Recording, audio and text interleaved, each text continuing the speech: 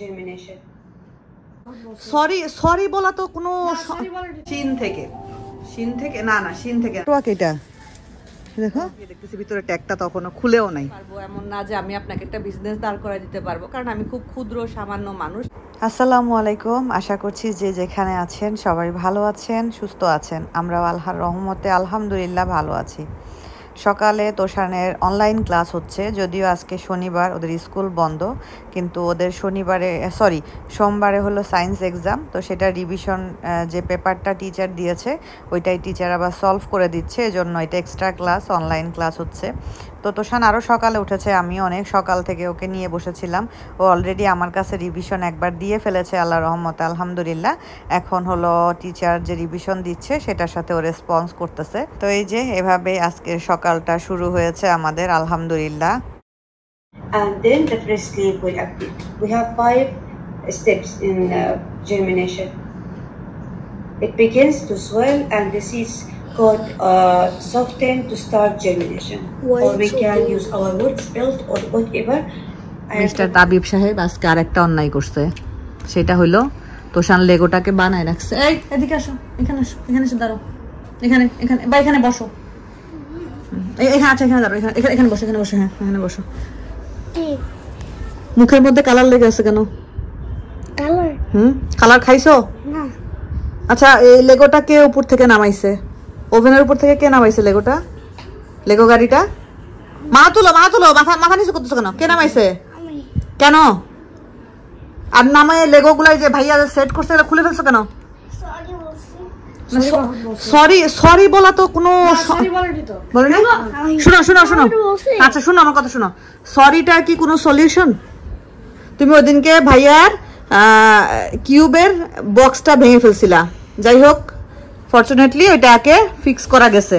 আর তুমি কেন এই লেগোটা ভাইয়া কত কষ্ট করে বিল্ড করছে, তুমি কেন ওভেনের উপর থেকে লেগোটাকে নিয়ে এটা খুলছো? এটা কি তোমার খেলার জিনিস? তোমার বার্থডেতে তোমাকে অনেক গিফট দেওয়া হয়েছে, আর তুমি কালারিং করতে গিয়ে কালার মুখে লাগাইছো কেন? হ্যাঁ কালার খাইছো তুমি? খাইছো? তুমি এইসব দুষ্টু কাজগুলা কেন করো? হ্যাঁ দেখো শুয়ে পড়ছে, কার বিচার করবো? শুয়ে পড়ছে।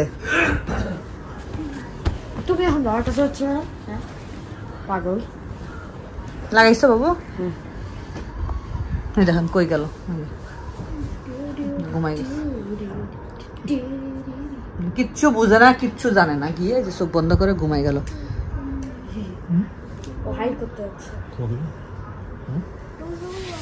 তো এখন বাজে হলো 2টা মতো, আমরা একটু বের হচ্ছি।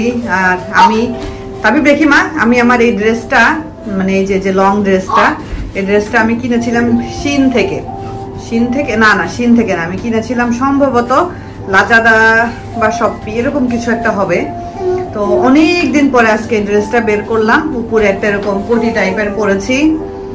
আর এই যে মিস্টার তাবিব সাহেব বাজারের ব্যাগ হাতে, আর এই যে তোষানের চুলের অবস্থা কি অবস্থা না। তো আজকে অনেক দিন পরে রোদের দেখা পেয়েছি, রোদ উঠছে বাহিরে, হালকা মিষ্টি একটা রোদ, যদিও বা খুব কড়া রোদ না, হালকা একটা রোদ আছে, ভালো লাগতেছে রোদটা দেখে। কারণ নর্মালি ওই ফলের দোকানটা যাই না, আমাদের বাসার ওই যে আগের বাসার পিছনে ফলের দোকানটা আছে না, হ্যাঁ ওই দোকানটায়, ওখানে ভালো ফল পাওয়া যায়। তো বাসায় সকালবেলা আমি উঠেই আমি আগে হলো ওয়াশিং মেশিনে কাপড় দিয়ে দিয়েছিলাম রোদের, তখন একটু চিকচিক করে রোদ উঠতেছিল, অনেক কাপড় চোপড় ওয়াশ করে সব বারান্দায় দেওয়া আছে, কারণ হলো জমেছিল, এগুলা ওয়াশ করার দরকার ছিল। আবার কখন বৃষ্টি চলে আসে, কারণ মালয়েশিয়াতে এখন হলো বৃষ্টির সিজন, আর এই বছর তুলনামূলক অন্যান্য বছরের চাইতে বৃষ্টির পরিমাণটা অনেক বেশি। আর এই বছর হলো একটা বন্যারও সম্ভাবনা ছিল, এবং যেটা অলরেডি হচ্ছে বিভিন্ন স্টেটে, যেগুলা মানে দূরের স্টেট গুলাতে আর কি অলরেডি বন্যার ভয়াবহতা দেখা দিয়েছে। তো ঠিক আছে চলুন। তো আমরা একটু কুইল সিটি মলে এসেছি, তো এখানকার পান্ডাইসে একটু ঢুকলাম। পান্ডাইসে এসে দেখতেছি যে খুব সুন্দর একদম লং গাউনগুলো না, এত ভালো লাগতেছে দেখে, প্রত্যেকটা কালার কম্বিনেশন প্রিন্ট সবগুলাই অনেক সুন্দর। কয়েকদিন আগে পান্ডাইস থেকে আমি একটা প্লাজো কিনেছিলাম, এত কমফোর্টেবল, মানে খুবই খুবই ভালো। তো শপিং মলে ঘুরতে ভালোই লাগে, সব সময় যে একদম কেনার উদ্দেশ্যেই ঘুরতে যাই বা আজকেও যে কেনার উদ্দেশ্যে পান্ডাইসে ঢুকেছি এমন না। যেহেতু বাহিরে বের হলাম তাই ভাবলাম যে একটু ঘুরে ঘুরে দেখি পান্ডাইসটা। এখানকার পান্ডাইসটা অনেক বড়।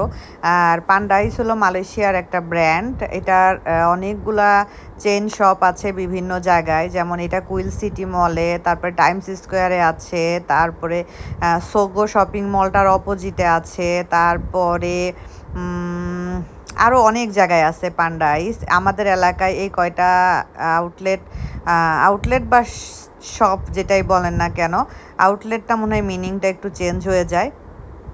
তো এই কয়টা আমার চোখে পড়ার মধ্যে আর কি আছে।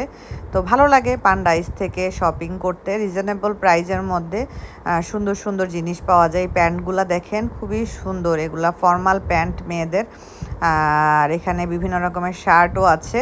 আমার একটা লং শার্ট কেনার ইচ্ছা আছে। দেশে যাওয়ার সময় একটু কমফোর্টেবল ড্রেস পরলে আসলে ভালো লাগে, কারণ হাতে ব্যাগ ট্যাগ থাকে, ওগুলার সময় একটু কমফোর্টেবল ড্রেস পরে গেলে না রিল্যাক্স লাগে আর কি।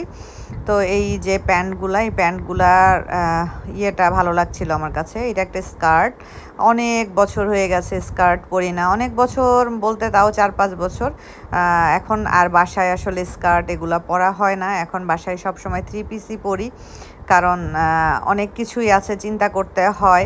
আগে যখন মানে ছেলে ছোট ছিল তখন দেখা যেত যে স্কার্ট পরতাম। এখন আমার কাছে মনে হয় যে না, বয়স হয়ে গেছে, আমারও একটু বয়স হয়েছে, এখন আর এই স্কার্ট মানায় টানায় নাই, কারণ আর এখন পরি না। এই শার্টটা আমার এত ভালো লাগছিল, এটা যে কোনো একটা লং স্কার্টের সাথে পরলে এত সুন্দর লাগবে, কাটওয়ার্ক করা। শার্টটা বারবার পরে যাচ্ছিল।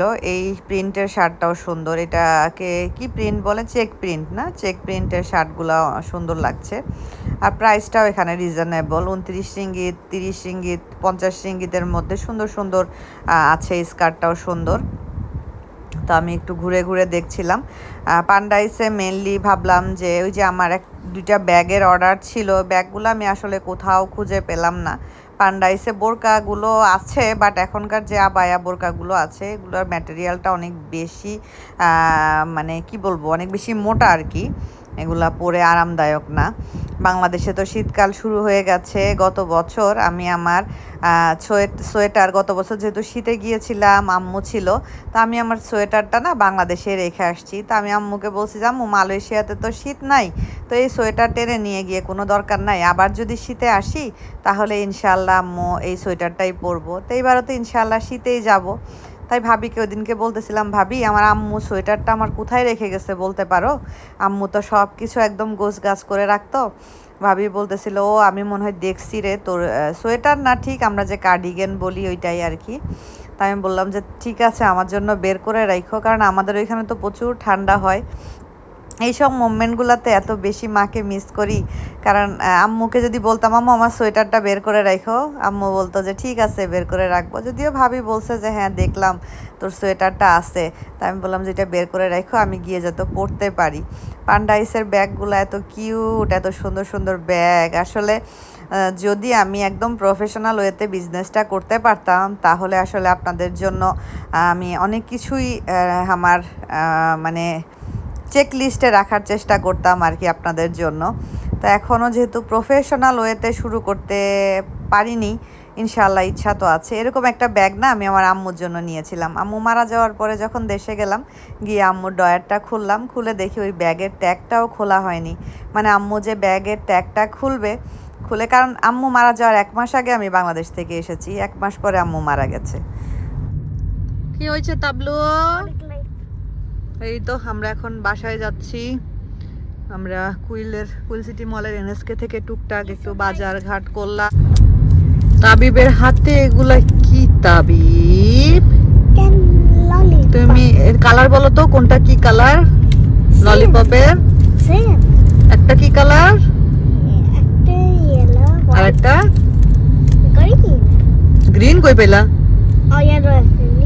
একটা ইয়েলো এন্ড হোয়াইট, আর একটা another one orange and white. Tabib তুমি তোমার হোমওয়ার্ক শেষ করছো? তাবিবকে হোমওয়ার্ক দিছে স্কুল থেকে, তাবিব হোমওয়ার্ক শেষ করে ফেলছে, মানডে সাবমিট করতে হবে না? তাবিব দাল ফর কি? দাল ফর দাজা যা, তাই না? দাজা যা। আর হা হা ফর হিসন, হিসন মানে কি? হর্স। আর দাজা যা মানে চিকেন। আমি বলতে পারছিলাম ওটা। তাবিব আরবিক লার্ন করতেছে, মাশাআল্লাহ। না তাবলু, ভালো লাগে? তুমি আরবিক সাবজেক্ট এনজয় করো? হিসন এন্ড হামামা। হামামা। আর আলিফ, আলিফ পড়ছো? মনে নাই, ফরগেট হয়ে গেছো? তাবিবের এই ডাকটা একদম স্পষ্ট বোঝা যায় যে কপাল যে কেটে গেছিল। পরপর দুইটা ভালোই হয়েছে। বাসায় আসলাম, তারপরে ফ্রেশ ট্রেশ হইলাম, একটু রেস্ট করলাম। তো ভাবলাম আপনাদের সাথে একটু কথা বলে আজকের ব্লগটা শেষ করি। তোষানের তো এক্সাম চলতেছে, আরও 3টা এক্সাম আছে। তো এই এক্সামের মধ্যে আসলে ওকে নিয়ে কোথাও বেড টেরও হওয়া হয়নি। ও বাসায় বোরিং ফিল করতেছিল, বলতেছে আমার কিছু করার নাই, আমার কিছু করার নাই। আর 2 ভাই একসাথে থাকতে থাকতে এর সাথে ওর ঝগড়া, ওর সাথে ওর ঝগড়া, আমিও আসলে বিরক্ত হয়ে গেছিলাম ওদের এই ঝগড়া দেখতে দেখতে। পরে জন্য ভাবলাম যে একটু নিয়ে বের হই, একটু বাইরে যাওয়া যাক। তো এই কারণে ওরাও বের হয়েছিল সাথে। তো এই আর কি অবস্থা। টুকটাক একটু বাজারঘাট করলাম, ডিম কিনলাম, এই আটা ময়দা, একটু ফ্রুটস, এইসবই আর কি। যাই হোক, আলহামদুলিল্লাহ সুন্দর একটা সময় পাস করলাম। আসলে ফ্যামিলিটা অনেক ইম্পর্ট্যান্ট একটা জিনিস। আপনার ফ্যামিলি আপনার সাথে থাকলে আপনার সবসময়ই একটা অন্যরকম পজিটিভ ভাইব বা হ্যাপিনেস কাজ করবে।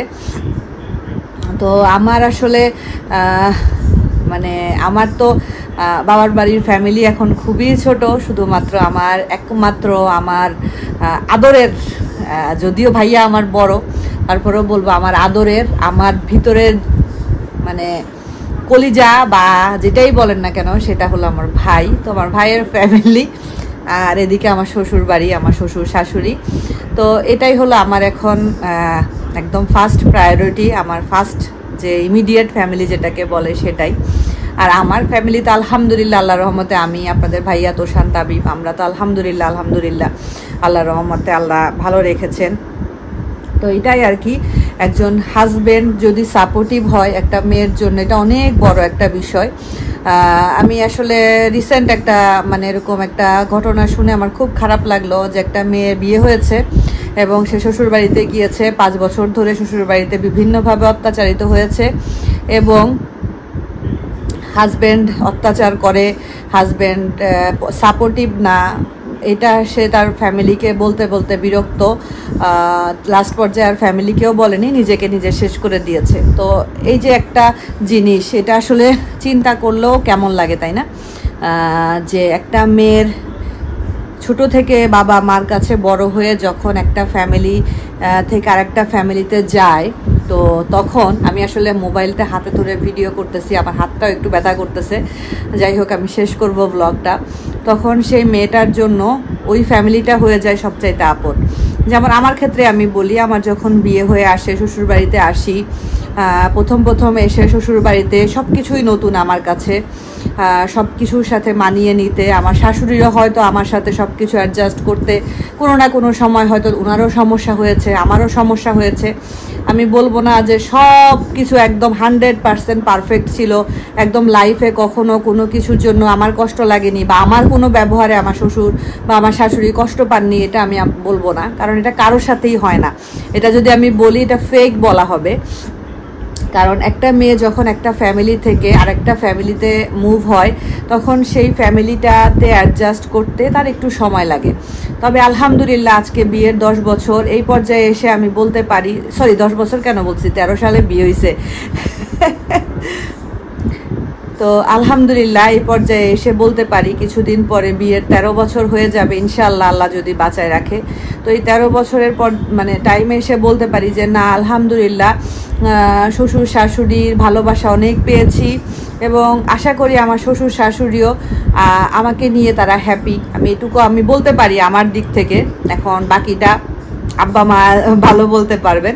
তবে জানি ইনশাআল্লাহ এমন কিছু কখনো ওনাদের সাথে করি নাই, বা এমন কোনো কিছু আমার আলহামদুলিল্লাহ আল্লাহর রহমতে কখনো হয় না যেটা নিয়ে ওনারা হয়তো বা কষ্ট পেতে পারেন, বা এটা নিয়ে হয়তো বা একটা দীর্ঘ নিঃশ্বাস ফেলতে পারেন। কারণ আমার বাবা মার শিক্ষাটাই এরকম ছিল, মুরব্বি মানে মুরব্বি, সে যেটাই হোক না কেন তাদেরকে সম্মান করা, তাদেরকে রেসপেক্ট করা, তারা একটা কথা বললে সেটাকে সুন্দরভাবে মেনে নেওয়া, এটা তোমার দায়িত্ব, তোমার কর্তব্য। তো অনেক মেয়েরাই আছেন যারা হাজব্যান্ড মারধর করে, বা হাজব্যান্ড অত্যাচার করে, বা হাজব্যান্ডের ফ্যামিলির কাছ থেকে অত্যাচারিত হন। তাদের ক্ষেত্রে একটা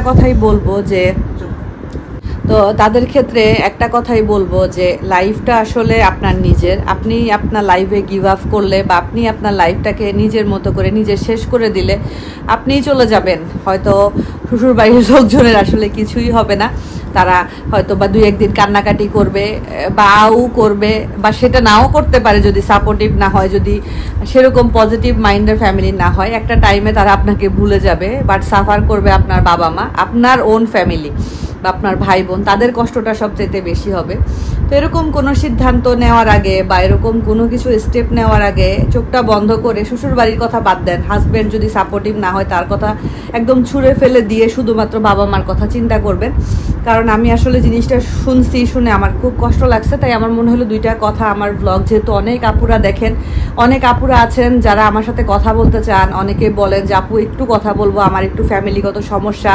এরকম অনেক আপু আছেন যারা বলেছেন যে হাজব্যান্ড সাপোর্ট করে না, আপনারা কিছু করতে চান। তা আমি তো আসলে কাউন্সিলরও না, আমি আসলে আপনারা কিছু করতে চাইলে সেক্ষেত্রেও আমার হেল্প করার কিছু নাই। এমন না যে আমি একটা জব দিতে পারবো, এমন না যে আমি আপনাকে একটা বিজনেস দাঁড় করায় দিতে পারবো, কারণ আমি খুব ক্ষুদ্র সামান্য মানুষ। তারপরেও অনেক ক্ষেত্রে কথা বলেছি, আবার কিছু কিছু ক্ষেত্রে ইগনোর করি, কারণ হলো আসলে কিছু বলার থাকে না ওই জায়গাটাতে, সো সেখানে কথা বলে কোনো লাভ নেই। তো বলবো যে যেমনই হোক, যেটাই হোক, নিজেকে ভালোবাসুন, নিজের ফ্যামিলিকে ভালোবাসুন।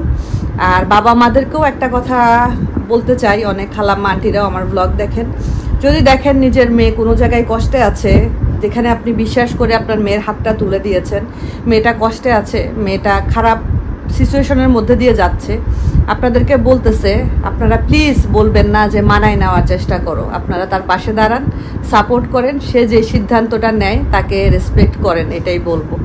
আজকের মতো বিদায় নিচ্ছি, সবাই ভালো থাকবেন, সুস্থ থাকবেন, আল্লাহ হাফেজ।